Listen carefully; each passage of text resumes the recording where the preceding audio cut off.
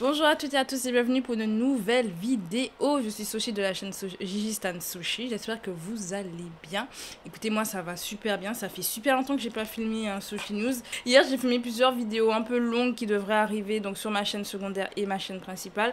Donc pour la chaîne secondaire, je vous mets le nom quelque part sur l'écran et je vous mets en barre d'infos le lien qui vous mènera à ma chaîne secondaire où justement je vais en fait parler un peu de l'industrie, j'allais dire l'industrie japonaise, mais surtout d'une agence en particulier, ainsi qu'un des groupes japonais que j'ai adoré quand j'étais au collège. C'est un peu le début d'une suite de vidéos qui devrait arriver plus tard sur la chaîne secondaire. Et aussi, c'est les prémices un peu de ma lecture de fanfiction, étant donné que mes fanfictions sont liées à ce groupe-là et à cette agence-là. Donc, je préfère vous mettre un peu dans le bain avant de vous lire les fanfictions. Bref, donc vous pouvez vous abonner déjà à ma chaîne secondaire pour ces futures vidéos-là. En dehors de ça, il y a des vidéos réactions sur ma chaîne secondaire, mais à tout ce qui n'est pas K-pop. Donc vous pouvez vous abonner pour ça si ça vous intéresse. En attendant que ces vidéos sortent, parce qu'il faut que je les monte. Voilà, bien entendu. Bref, en tout cas, et donc j'ai fait la publicité de ça. Aujourd'hui, donc on va faire un Sushi News. Ça fait longtemps que je n'ai pas tourné de Sushi News, étant donné que les autres news des semaines précédentes, je voyais pas forcément l'intérêt d'en parler. D'ailleurs, cette semaine, je me suis dit, ouais, il s'est passé 2-3 trucs. Et puis, je me suis dit, mais en vrai, il y a une news qu'on attendait depuis tellement longtemps, il faut que j'en parle. Donc, j'en parlerai dans ce Sushi News. Et pour ceux et celles qui ne connaissent pas les principes des Sushi News, je répète beaucoup Sushi News pour que, à la fin, vous connaissez le concept. Le concept des Sushi News, c'est tout simplement Sushi, donc moi, qui vais te parler des news K-pop qui sont sorties dans la semaine. Je vais pas parler de toutes les news qui sont arrivées, bien entendu. Je ne suis pas une chaîne de news. Il y a plein de chaînes de news francophones sur YouTube, donc vous pouvez trouver d'autres endroits pour connaître les news. Mais c'est simplement moi qui vais vous donner certaines news qui m'ont marqué et donner bien sûr mon avis sur les news. Parce que intérêt souvent de juste vous dire, alors il s'est passé ça. Non, moi je viens pour vous dire aussi un peu mon opinion par rapport à ces news-là. Donc aujourd'hui, on va parler Loona et Blockberry Creative. On va parler de Hybe avec leur nouveau Survival Show. News importante, et on va parler aussi de Fantagio. Voilà, j'avais oublié, mais on va parler de Fantagio, du groupe Astro et de leur nouveau boys group. Donc on en parlera dans la suite de la vidéo. Donc prenez de quoi manger, prenez de quoi boire. Moi je vais terminer mon infusion là avec ma petite tasse Death Note qui est incroyable. Ça fait un an que je l'ai. Genre je fais la pub comme si je viens de l'acheter. Ça fait un an que j'ai cette tasse. Et ça fait très longtemps que j'ai pas bu de temps d'ailleurs. Mais bref, prenez de quoi boire, prenez de quoi manger. Installez-vous. Surtout que généralement mes sushis nous sortent la nuit. Donc prenez de quoi manger, c'est le moment. Dînons ensemble, on va parler news et on va commencer avec Loona.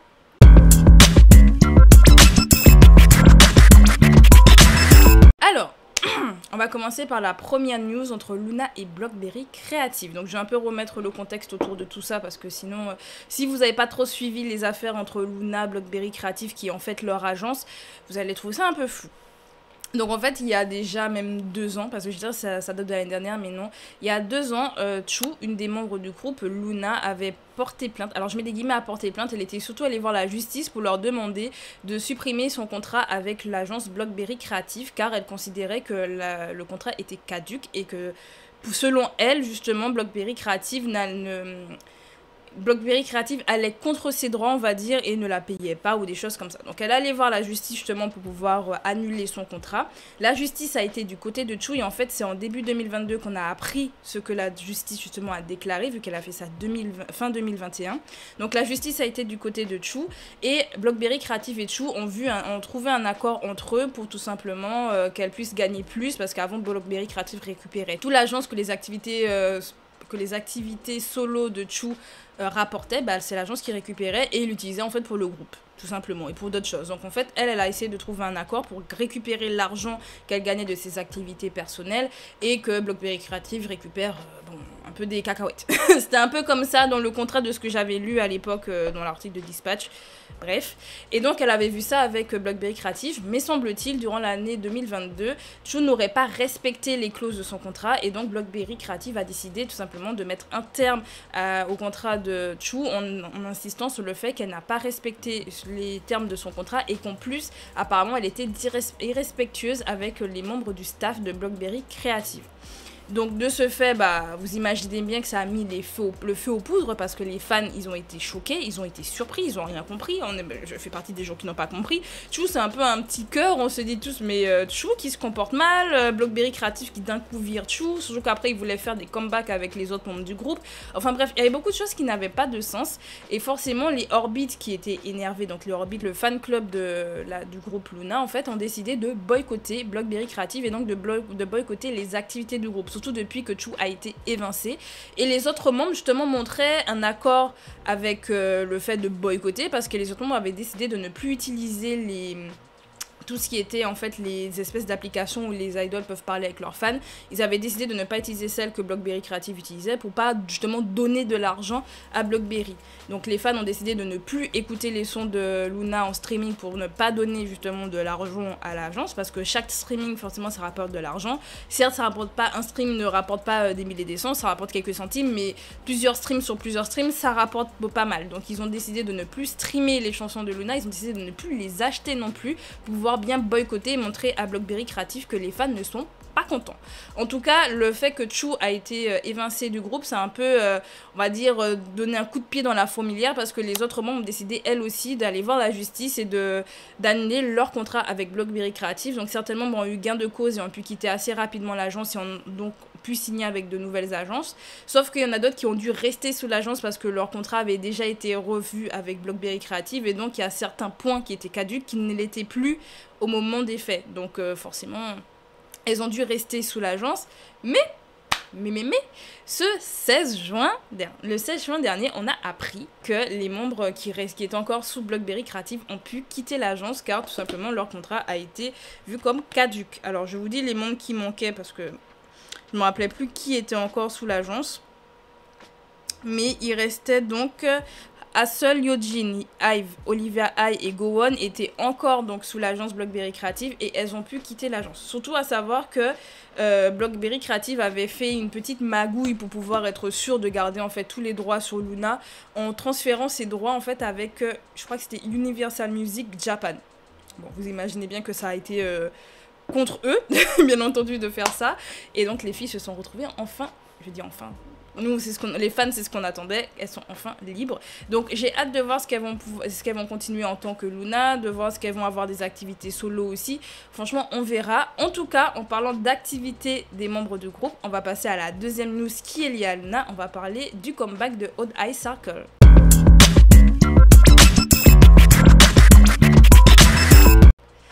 Donc, si vous ne connaissez pas le principe de Luna, parce que je vous ai un peu parlé de toutes les histoires un peu de procès, mais je vous ai pas raconté le groupe, le principe, etc. pour que vous compreniez Odd Eye Circle, c'est quoi si vous ne suivez pas plus que ça Luna. Luna ou encore Idalwi Sonyo en coréen, voulait tout simplement dire une fille présentée dans le mois. Donc c'est un groupe de 12 membres. Et chaque mois, on avait une membre qui était présentée et qui avait son solo. Dans son solo, on reconnaissait l'animal qu'elle allait représenter, ainsi que la couleur et pourquoi pas les pouvoirs qu'elle pouvait avoir dans l'univers de Luna, car Luna en fait a un univers assez particulier. Elles ne sont pas dans un monde juste d'humains comme nous tous. C'est un peu comme Espa qui elles ont elles-mêmes leur petite théorie avec Black Mamba, etc., Konga et tout. Bah Luna également avait bien avant Espa, elles avaient déjà leur petite théorie aux alentours. Et à chaque fois qu'il y avait des filles qui étaient présentées, il y a eu 3 sous-unités qui ont été créées pendant la présentation des filles. Et donc on a eu la sous-unité Odd Eye Circle qui est composée de Cherry, Kimlip et Jinsol. Elle est composée donc de ces 3 membres-là qui avaient comme pouvoir de pouvoir se déplacer entre plusieurs univers. C'est un peu le pouvoir des Odd Eye Circle. Je vais pas vous mentir, c'est une de mes sous-unités préférées. Est-ce que c'est parce qu'il y a mes membres préférés dedans? Oui, il y a Kimlip. Waouh. Waouh! Donc je suis beaucoup trop contente. Donc elles vont faire un comeback vu qu'on a eu des teasers vidéo et des teasers photos qui sont sortis. Les Odd Eye Circle, en fait, elles ont toutes signé sous la même agence. Et si je ne dis pas de bêtises, c'est l'agence de l'ancien producteur du groupe. Je sais plus si c'est le producteur ou scénariste. Je crois que en tout cas c'est la personne qui a créé l'univers de Luna. Il a créé sa propre agence vu qu'il a quitté Blockberry Creative. Et les filles ont rejoint son agence. Je sais plus comment il s'appelle, Jaden je crois. Je sais plus c'est quoi le nom de ce producteur-là. En tout cas, elles ont retrouvé cette agence-là. Et donc, je ne crains pas pour la suite de la théorie autour de Luna, ou en tout cas de Odd Eye Circle, parce que forcément, elles sont retournées vers le créateur. Donc, je sens que ça va être quelque chose. Je sens que ça va être quelque chose et que j'ai extrêmement hâte. Je vais pas vous mentir que moi j'attendais un peu la fin, le dénouement avec Blockberry Creative, que ce soit par rapport à leur histoire de contrat. On a déjà vu beaucoup de fois que les agences exagèrent avec les contrats. On a eu le cas de Lee Seung-gi, hein, l'acteur plutôt connu, là, qui justement son affaire a créé dans le gouvernement une loi par rapport au contrat des idoles et surtout au contrat d'esclavage. Donc il y a eu une petite avancée par rapport à ça et j'apprécie le fait que maintenant les idoles ne prennent plus peur, j'ai envie de dire, et arrivent à porter plainte contre leur agence quand leur agence justement ne respecte pas les termes du contrat ou que leur agence justement profite de... Après en soi ça reste toujours une industrie. Donc forcément, c'est toujours une histoire d'argent, n'est-il pas? Les agences ne sont pas des groupes juste parce que nous, juste pour le beau yeux des fans K-pop, non, ils font des groupes pour l'argent. Et forcément, les idoles, quand elles débutent, généralement, quand les idoles débutent aussi, il y a aussi le côté argent. Certes, ils ont envie de chanter, ils ont envie de danser, ils ont envie de divertir, il y a aussi le côté argent. Donc si derrière, ils mettent leur santé en péril pour que derrière ne pas gagner d'argent, à un moment donné... Surtout que dans le cas de Luna, c'est quelque chose qu'on sait déjà depuis des années. Hein. Je me rappelle encore du live, mais il était récent. Enfin, récent, ça date d'il y a quelques mois, voire un an, je sais plus. On avait Yojin qui était en live. Il y a un fan qui a dit « Oh, t'as un beau sac, hein !» Elle dit « Ah ouais, non, mais c'est ma mère qui me l'a acheté parce que j'ai pas d'argent. » On était à ce stade alors qu'elles avaient débuté depuis plusieurs années, que Luna est assez, elle rapporte quand même un peu d'argent, on va pas se mytho. Certes, c'est pas le groupe le plus populaire, mais elles ont quand même une certaine popularité.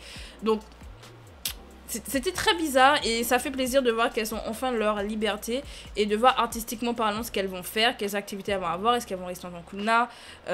Moi je suis très curieuse à ce propos là et je suis contente de savoir qu'elles sont un peu libres et qu'elles peuvent trouver peut-être mieux. En tout cas une agence qui correspond mieux à leurs attentes. Donc j'ai hâte de voir ça, je suis contente. Franchement, et en plus je suis contente parce que ça veut dire que je vais peut-être enfin pouvoir écouter les solos des filles parce que... Et je vous dis, ça me manque trop. Parce que je fais partie du boycott, hein. J'ai boycotté aussi, je vous le dis. J'ai boycotté. À chaque fois, j'avais des sons de Luna qui arrivaient dans ma playlist. Je suis en mode, non, non, il faut pas. Mais je vais pas vous mentir, récemment, j'ai craqué. J'ai craqué. Je sais plus si cette semaine ou la semaine dernière, j'ai écouté New de Hive. J'aime trop ce solo, je pouvais plus. Franchement, j'en pouvais plus. De pas écouter les chansons de Luna, c'était dur. Après, je sais que tout le monde n'a pas fait le boycott. Tout le monde ne l'a pas fait. Mais moi, je l'ai fait. J'avais d'ailleurs un ami qui écoutait encore les chansons de Luna. Je lui ai dit, mais vas-y, tu streames pas là. Pourquoi il faut pas streamer. Je me rappelle, je lui ai dit, tu fais quoi? Pour au final que je lâche. Mais la veille, juste avant. J'ai lâché juste avant la nouvelle. Peut-être que je le savais que ça allait arriver. Je pense que je le savais. Je l'ai senti, je suis connectée au Luna.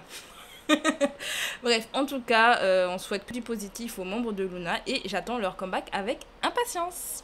On va passer à la prochaine news, on va parler de Fantajo. Je pense qu'on va faire ça, on va parler de Fantajo.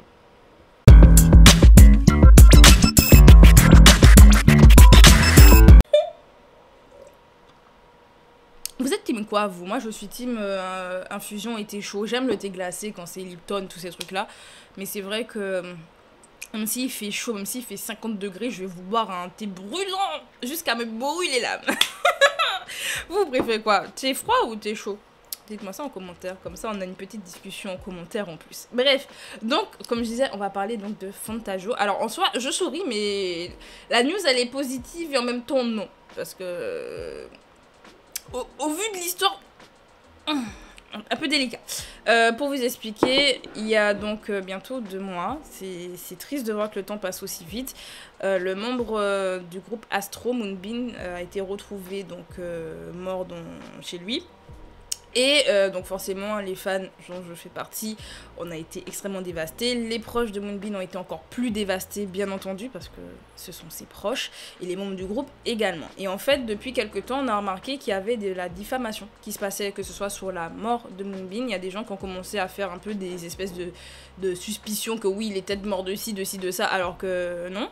La mère de Moonbin, d'ailleurs, s'est exprimée cette semaine pour pouvoir demander aux gens d'arrêter de faire des spéculations autour du décès de son fils. Vous imaginez, vous êtes mère et il y a des gens qui commencent à dire oui non mais je crois que c'est ça, de faire des trucs un peu morbides. Enfin, la mère elle est dévastée, enfin je suis même persuadée qu'elle est dévastée, qu'elle est pas bien et elle le dit hein, que ça la touche énormément de voir ça. Elle est contente de voir quand même qu'il y a des fans qui justement sont là pour la soutenir, qui viennent sur les lieux de commémoration pour pouvoir soutenir la famille, les proches, les membres du groupe en fait ils pleurent tous ensemble quoi, qui se soutiennent comme ils peuvent. Elle est contente de ça, mais elle a bien dit que ça l'attriste et ça l'a mis mal de savoir que des personnes propagent ce genre de rumeurs sur justement le décès de son enfant. Donc, ce qui est très grave. En plus de ça, c'est des choses que j'ai vues parce que comme je suis une Aroa sur YouTube et elle fait beaucoup de posts, des petites vidéos un peu mignonnes du groupe, justement pour nous redonner du baume au cœur, ou juste des posts un peu comme ça par-ci par-là. Elle avait montré, j'ai même pas eu le temps de lire tout le texte vu que YouTube ça s'est rafraîchi, j'ai pas eu le temps de tout lire, mais elle mettait en avant qu'il y a des personnes qui allaient sous les posts de Cha Eun-woo par exemple et qui lui disaient des choses hyper culpabilisantes par rapport justement au décès de son collègue, en mode oui t'étais pas là pour lui, enfin je sais pas si vous imaginez. Moi j'ai vu ça, ça m'a aigri, mais ça m'a énervé parce qu'en plus, je me rappelle que quand le jour où c'est arrivé, j'ai énormément pensé aux membres et je sais que c'est une des choses qui m'a fait le plus de peine, c'est de me dire que, parce que lui, Cha Eun-woo, il était à l'étranger à ce moment-là, il était à Coachella, vu que c'était pendant la période de Coachella que c'est arrivé, il était aux États-Unis et il était pas là. Et je me suis dit moi-même, bichon, il doit se sentir super mal. Mais quant aux autres membres également, pour MJ qui est par exemple à son service militaire, lui-même, mais on voit dans les textes, il dit que malheureusement, il a pas pu être là pour l'aider, ils se sont coupables, enfin tous les membres actuellement se sont coupables de ce qui s'est passé parce que, enfin, on sait pas ce qui s'est passé, je tiens à préciser, mais juste le fait de sa disparition, ils se sentent mal, ils se disent, mais en fait, j'aurais aimé être là plus souvent avec toi, j'aurais aimé passer plus de temps avec toi, et ils l'ont dit dans de nombreuses lettres que vous pouvez retrouver sur le compte Twitter français pour les fans de Aroa, vous pouvez retrouver les lettres traduites, il y a une personne qui prenait le temps de traduire toutes les lettres, je sais qu'il y a aussi d'autres comptes qui ont traduit les lettres mais en anglais, mais si vous êtes pour les francophones, je sais que sur Twitter, il y a les lettres traduites en français pour, je crois que c'est Aroa France, donc vous pourrez aller les lire si vous avez envie de les lire. Personnellement, justement, je lisais chacune des lettres et ils ont continué à bien sûr à en faire avec le temps qui passe. Et mais à chaque fois, ils disaient ça. Les membres ont bien montré, ils ont bien démontré justement leur peine, leur désespoir par rapport à ce qui s'est passé. Et c'est normal, je tiens à repréciser, c'est normal. Sauf que, bah, il y a des espèces de petits insolents là qui viennent sous les posts. Parce que c'est ce qui... Moi, je vous dis, ça m'a agacé de savoir qu'il y a des gens qui vont sous les posts des membres. Dès qu'ils postent un truc, pour leur dire ouais, t'étais pas là, ouais, t'as rien fait, nanana. Mais vous êtes qui? Vous êtes qui? Bon, moi je suis personne, mais vous êtes qui? Non, mais imaginez-vous que ça vous arrive. Moi, je me mets toujours... C'est ce que j'essaie de faire, je me mets toujours à la place des gens. C'est pour ça que je vous ai dit, même pour les membres, je me suis sentie mal parce que j'ai pensé à ça. Je me suis dit, ils sont loin, ils vont se sentir coupables. Et quand tu lis les lettres, c'est exactement ça qui se passe. Ils se sentent extrêmement coupables par rapport à ce qui s'est passé. Et ça m'a fait... Mais je vous dis, moi, ça m'a brisé le cœur. Et de savoir qu'il y a des gens, ils viennent en mode, ouais, si t'étais là, nanana, t'étais pas un bon ami ou des trucs comme ça. Enfin...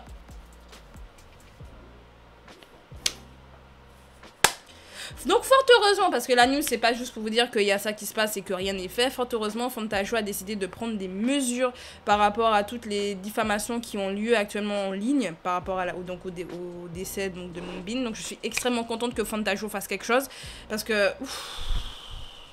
je sais pas si ça aura un impact énorme sur toute cette affaire là, mais je vous dis, moi, ça m'a rendu aigrie. Mais ça m'a rendu... Je suis encore aigrie, je pense que ça se voit. Je suis aigrie de cette news-là. Mais je suis extrêmement aigrie de ce qui se passe et du toupet des gens.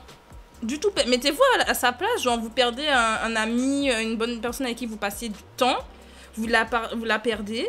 Vous avez des gens que vous connaissez pas, qui ne vous connaissent pas, qui ne connaissent pas votre relation, du tenant aboutissant de votre relation. Ils savent rien. Parce que tout ce qu'on sait, c'est ce qu'on voit sur les médias. On ne connaît pas leur vie privée. On ne connaît pas la vie privée des idoles. Donc, vous imaginez quelqu'un que vous ne connaissez pas arrive et va dire « Franchement, t'as pas été là pour telle personne. Mais t'étais là? T'es qui? Mais tu es qui? PTDR? T'es qui ?» Franchement, le toupet. Et en plus, surtout que forcément, les membres, ils sont toujours touchés par ce qui se passe. Et vous faites ça. Bref, en tout cas, il y a une chose sur laquelle je suis très contente, c'est que les membres continuent de se soutenir et ça fait extrêmement plaisir. J'avais vu qu'il y avait Moonsua et les autres membres qui étaient venus encourager Jinjin pendant sa comédie musicale. Ça m'a fait trop plaisir de voir ça. Je me suis dit, oh, ils se soutiennent. Justement, ils forment un bloc justement pour pouvoir tenir. Et je vais essayer de pas pleurer. Et ça me fait vraiment plaisir par rapport à ça. Et... autre news, toujours par rapport avec Astro, logiquement donc j'ai tourné une vidéo, bon ça fait déjà presque un mois, ça fait presque un mois, ça fait que plusieurs semaines, j'ai tourné une vidéo justement sur Astro pour présenter le groupe et également dire ce qu'ils m'ont apporté, mais j'admets que ça a été déjà hyper dur à faire cette vidéo. J'ai pleuré comme pas possible. Et il y a le montage. Donc la vidéo est assez longue, je n'ai toujours pas commencé le montage, mais logiquement il y a cette vidéo qui devrait sortir un jour sur cette chaîne. Parce que je pense que, enfin, selon moi, ce groupe méritait tellement d'attention et mérite toujours autant d'attention, mais pour des choses positives, parce que ce sont des gars extrêmement talentueux qui ont fait de la musique incroyable, et genre il y a zéro skip dans leur discographie à un moment donné, être parfait comme ça. Bref, en tout cas, Fantagio, merci de prendre des mesures, parce que les gens bizarres là, on n'est pas d'accord. Bref, deuxième news par rapport à Fantagio. Donc, Fantagio, un tout nouveau boys group du nom de Lunate. Oui, c'est Lunate. Ils l'ont sorti le 16 juin dernier. Je ne l'ai pas encore écouté. J'allais dire, je ne l'ai pas encore écouté, mais je pense que j'irai l'écouter. Je vous encourage d'aller le faire. Parce que, je sais pas, moi j'ai cette impression justement que j'ai besoin de soutenir encore l'agence, de soutenir. Même si, à un moment donné, il y avait moins d'activités pour les membres en solo, à part Chainou, bien entendu, mais que les autres membres avaient un peu moins d'activités, qu'à un moment donné, on avait de moins en moins de comeback. Et donc, enfin, on voit avec Wekimeki ce qui se passe. Voilà. Mais si on met ça de côté, en mettant ça de côté, j'ai justement envie de soutenir un peu toutes les personnes qui vont débuter en fait dans cette agence en tant qu'idol. Parce qu'ils méritent. Je sais que Fantagio, ils savent trouver les talents, enfin Wekimeki. Elles sont toutes talentueuses. Faites les comebacks. C'est ce qu'on attend. Voilà, on attend un comeback des Wekimeki. Voilà. Je dis ça, Fantagio, je lance une perche là. Le comeback de Wekimeki. C'est pour quand? Bref, donc maintenant que cette info est passée, allez écouter donc le comeback de Lunate. Je vous mets le nom voilà, quelque part. Et moi-même, j'irai faire une vidéo réaction à Lunate plus tard pour que justement moi je vois ce que ça donne. Si ça me plaît pas et je passerai mon chemin. Mais j'ai envie de soutenir quand même. Bref, passons à la dernière news. Alors avant les news un peu autres. Je sais même pas si je vais en faire les news autres à voir. Mais on va passer à la dernière news et on va parler de Hybe et de son Survival.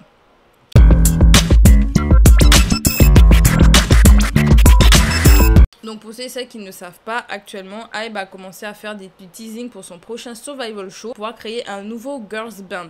Donc on avait eu, comment ça s'appelle déjà? On avait eu Island, cherchez le nom. On avait eu Island pour pouvoir créer le groupe Enhypen. Donc c'était pour un groupe masculin. Et cette fois-ci, ils vont faire la même chose, mais version féminine. Alors je dis la même chose, ça n'a pas le même nom. Le Survival Show va s'appeler Are You Next? Et il y a 22 candidates, donc c'est pour créer un nouveau girls band. Et en fait, les fans étaient contents de se dire « Ah, il y a une suite à Island, là c'est une version avec les femmes, les filles et tout, ça va être trop bien et tout. » Et sauf qu'il y a quelque chose qui a attiré l'attention de beaucoup de personnes, mais pas de manière très positive. C'est le fait qu'on ait une membre mineure, enfin, qu'on ait une mineure, là elles sont quasiment toutes mineures en fait. Mais surtout en fait, il y a des membres extrêmement jeunes. On a une membre, alors elle s'appelle Ena, et elle est âgée de 12 ans, née le 17 février 2011. Donc vous imaginez bien que forcément ça a relancé tous les débats qu'il y a autour de l'âge des idoles actuellement dans la K-pop. Et vous savez, j'ai fait la vidéo que j'ai fait sur le groupe japonais que j'aimais beaucoup. Justement dedans, il y en a qui ont débuté à 12 ans. Je vous le dis, il y en a qui ont débuté très jeunes. C'est un groupe que j'ai suivi moi-même quand j'avais moi-même 12 ans. Voilà.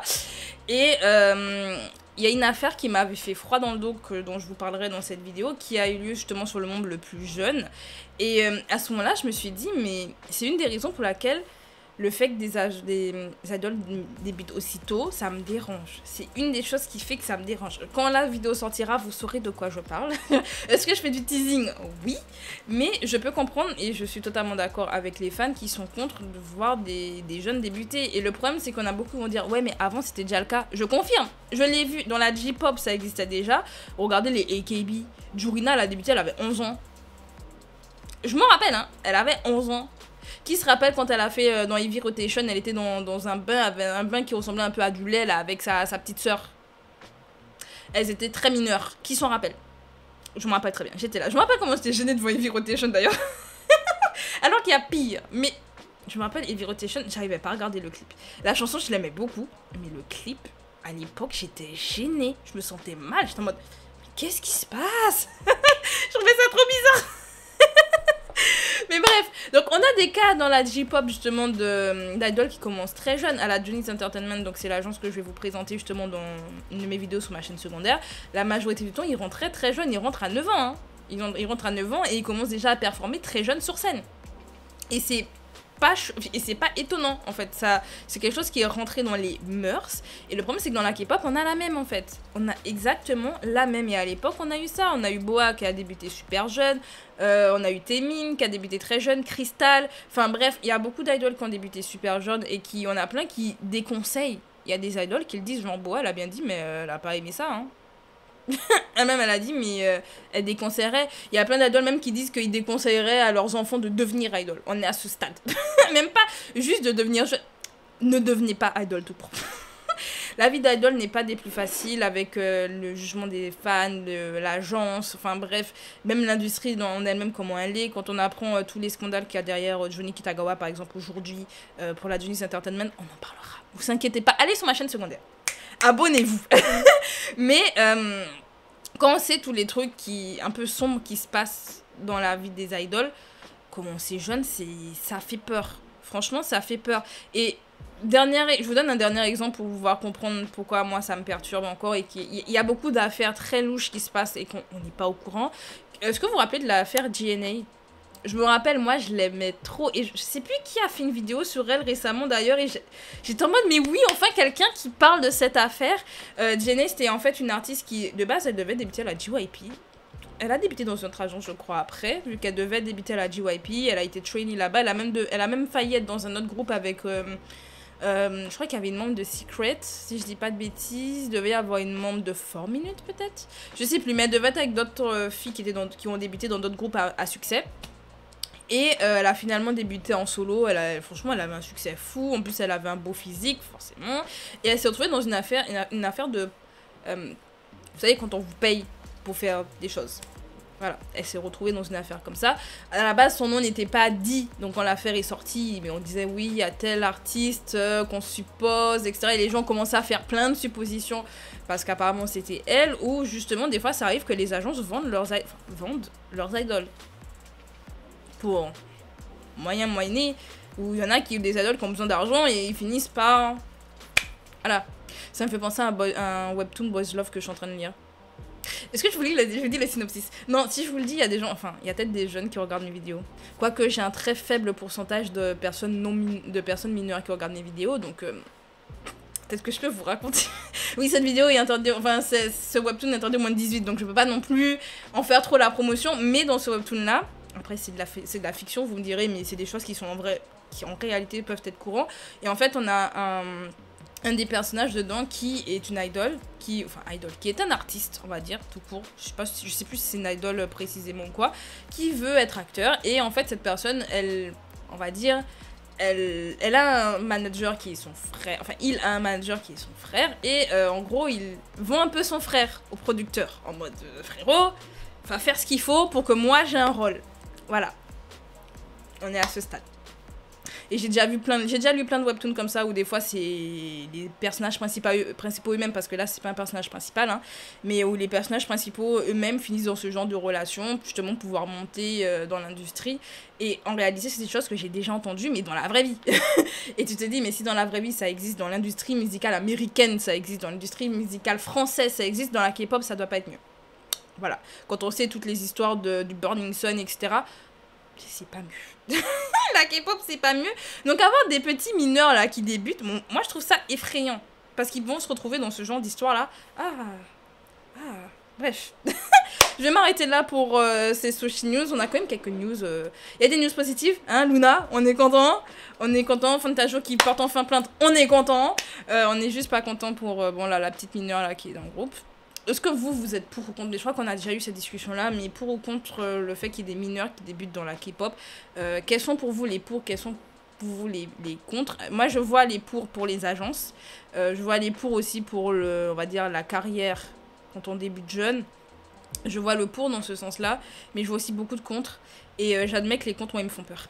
C'est ce genre de contre où je me dis... Est-ce qu'on est vraiment pour là? Parce que bichonne. Donc dites-moi ça en commentaire. Si vous avez aimé la vidéo, pensez à mettre un like. Pour les prochains Soshi News, vous pouvez liker. D'ailleurs, j'ai pas parlé dans les news au début de Queendom Puzzle, donc le survival de Mnet. J'en ai pas parlé parce que je vais faire une review à chaque épisode. Donc j'ai déjà filmé la review de l'épisode 1 qui devrait sortir, alors quand, je sais pas, parce qu'elle dure 30 minutes. Donc elle sortira quand? Cette semaine peut-être, j'espère. Oui, franchement, j'ai trop de montage à faire là. J'ai tourné que des vidéos longues ce week-end, donc je vous mens pas là, j'ai peur. J'ai peur pour mes montages. Bref, en tout cas, il y a cette vidéo là qui doit arriver donc pour Kingdom Puzzle. Donc si vous voulez que je parle de ça, vous inquiétez pas, il y a des reviews qui vont sortir à propos de Kingdom Puzzle.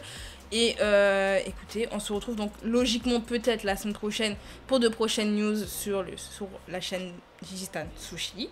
Pensez donc à vous abonner pour les futures Sushi News, pour les futures reviews de Kingdom ou mes vidéos réactions ou les podcasts. J'avais filmé un podcast il y a pas longtemps. Justement, c'est des choses que je n'aime pas dans la K-pop.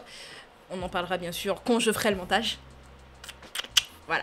J'ai beaucoup de vidéos qui devraient arriver, des vidéos longues qui devraient arriver sur la chaîne. C'est juste que j'ai pas le temps de faire les montages.